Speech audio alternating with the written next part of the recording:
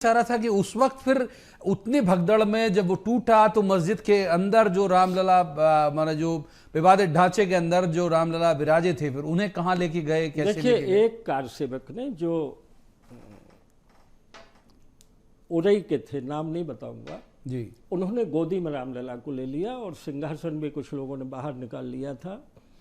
उसी समय गोहद के भिंड के पुत्तू बाबा जी एक तीर गिरने से वहीं के वहीं बलिदान भी हो गए, तो वहाँ ढेर लग गया और रामलला जी को लेकर हाथ में खड़े थे।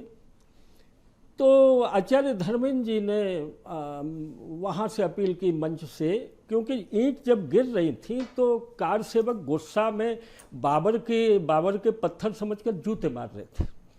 उन्होंने कहा, अरे मूर्खों हिंदुओं, ये तो तुम्हारी विजय और पुरुषार्थ के चिन्ह हैं, इसको माथे से लगाओ ईंटों को और अपने घर में पूजा में ले जाकर रख दो। प्रवीण जी, पूरी भीड़ छूटी और आधा पौन घंटे में तो पूरा मैदान साफ हो गया। ईंट सारे चले गए, ईंटें हाथों में आ गई, छाती से लगा ली जी, और उस मैदान की सफाई भी हो गई।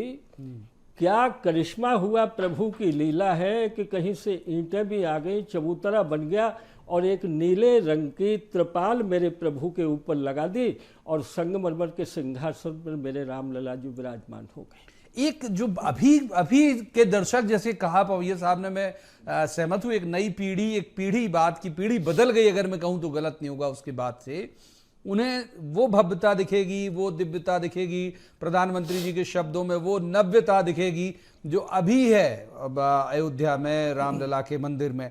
आप पवैया साहब के जो अनुभव सुन रहे हैं, जो संस्मरण सुन रहे हैं, वो बिल्कुल डिफरेंट है। उस समय ये माहौल था कि ये इन्हें अपराधी की तरह माना जाता था, उन पूरे लोगों को। एक लिब्रायन आयोग बना पवैया साहब, उसके बाद जो प्रधानमंत्री हैं उन्होंने लिब्रायन आयोग बनाया और तकरीबन, अगर मैं गलत नहीं हूँ, 17 साल के आसपास इसकी पूरी जांच वांच चली। वो अवधि कैसे काटी आपने, क्योंकि तब ऐसा जनमानस तो आपके साथ था नहीं, तब गवर्नमेंट बिल्कुल अगेंस्ट थी और बहुत सारे मामले आप पर बना दिए गए थे, आप लोगों पर। देखिए, सब दूर प्रतिकूल परिस्थितियां थी, राजनीतिक तौर पर तो हमारे प्रतिकूल ही थी और उस समय का जो प्रचार तंत्र था भारत में, वो प्रचार तंत्र हमारे लिए तो कम से कम दुष्प्रचार करता था। लेकिन एक बड़ी संख्या में राम भक्तों का ज्वार खड़ा हुआ था, वही हमारी शक्ति था। ये आप बहुत अच्छी बात बोल रहे हैं कि केवल इतनी तस्वीर आज के हमारे युवाओं को दिखाई दे रही है, ऐसा नहीं है। मैं आपको बताऊं, 89 में मैंने 90 दिन के लिए, 3 महीने के लिए अपने जूते, चप्पल, शैया, भोजन को छोड़ दिया, परित्याग करने की घोषणा कर दी कि शिलान्यास के पहले मैं रोटी का कौर अपने मुंह में नहीं डालूंगा। मध्य भारत प्रांत में हजारों नौजवानों ने मेरे साथ चप्पल जूते छोड़ दिए थे और हर समय उनको ध्यान रहता था, ये जीवन किसके लिए, राम के लिए है, पैरों में पद त्राण नहीं है। इस तरह के संकल्प लिए मैं रतलाम में धर्म सभा ले रहा था। 3 बहनें छोटी सी दौड़ती आई, ब्लेड से अपनी अंगूठे को काट कर लहू से मेरे माथे को भर दिया। रामलला हम आएंगे, मंदिर वहीं बनाएंगे।